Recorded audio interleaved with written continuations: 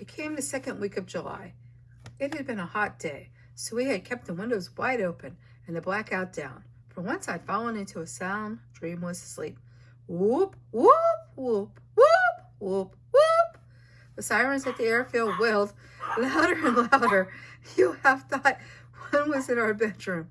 Jamie jumped up, scrambling to keep hold of Bovril, who thrashed and scratched in an effort to get free. Shh, girls. I grabbed my crutches. Susan came flying in, her dressing gown flapping. Hurry, hurry, she said. I couldn't hurry. Going downstairs took time. My hands shook. I wouldn't be fast enough. I would be bombed.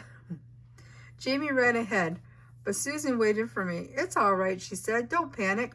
Across the living room, out the front door, Jamie ducked into the Anderson shelter and stuffed Bovril into his basket. The cat howled. He sounded like a baby screaming in pain. I stood at the door of the shelter. I never yet gone inside. I hated it. It scared me. It was so much like the cabinet under the sink at home, the one with the roaches. I could never see them or stop them. Ada, she said, behind me. Move. I couldn't do it. I couldn't go inside. Not into that damp shelter that smelled exactly like the cabinet. Not into the darkness. Not into that pain. The siren wailed. Jamie shouted, Ada, hurry! A noise like a plane exploding. Bombs. Real bombs. Here in Kent. German bombs everywhere. Feared. Here in the cabinet, under the sink. Susan picked me up and carried me down the stairs. The smell enveloped me. I could feel the cramped cabinet, the roaches. I could hear Ma'am laughing while I screamed. I screamed. Another bomb. More screams. From Jamie, from me, how would I know? The memory of the cabinet seemed real. Seemed to be happening right at the moment. At that moment, I could see the cabinet, feel myself being shoved inside. Terror enveloped my brain. Suddenly, I felt something tight around me, a blanket, a rough wool blanket. Susan wrapped me in it the way she had at Christmas Eve, tight, round and round. Shh, she said, shh. She put her arms around me and laid me on a bench and then half sat on me, squishing me between her backside and the shelter wall. We're all here. We're safe, she said. She took Jamie onto her lap. It's okay, Jamie. She's just frightened. It's okay. Jamie whimpered. We're safe, Susan said. It's okay. The pressure of the blanket soothed me.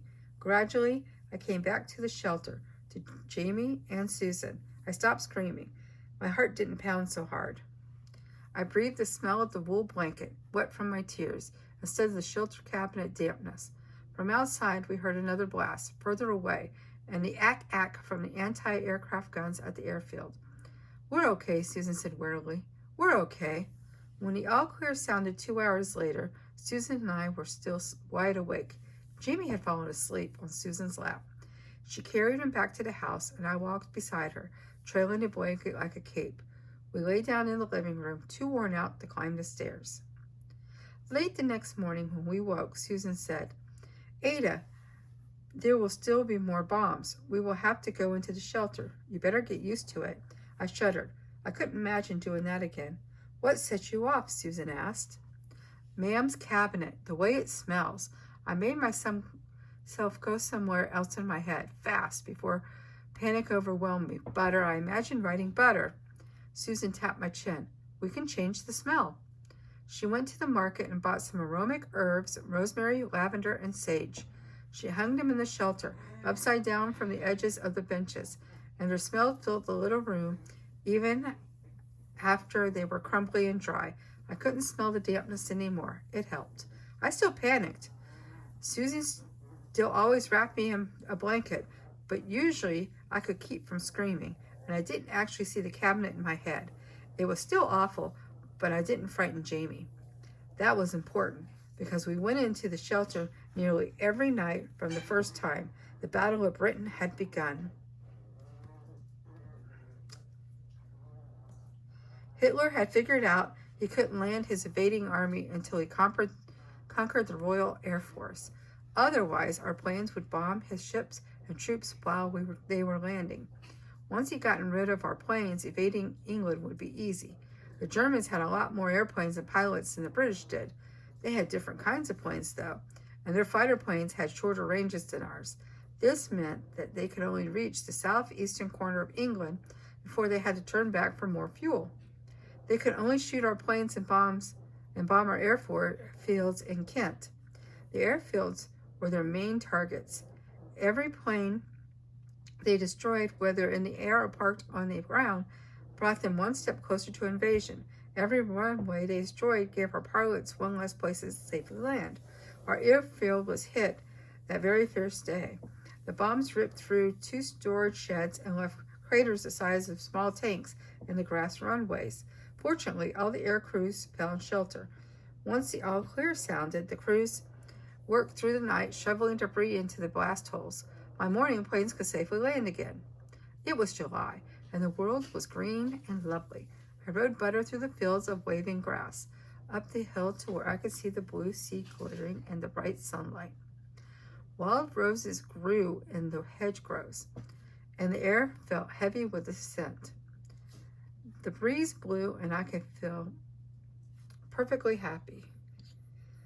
Except that now I always watch the planes as well as spies.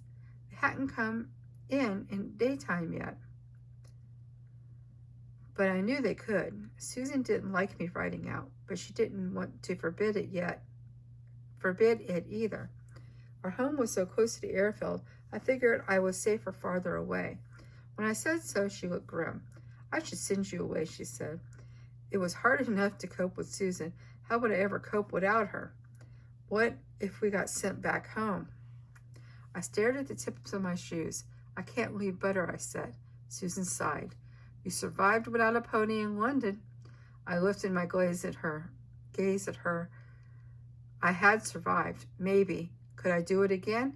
Back in that one room, I hadn't known all I was missing. I know, she said softly. It's why I'm keeping you here.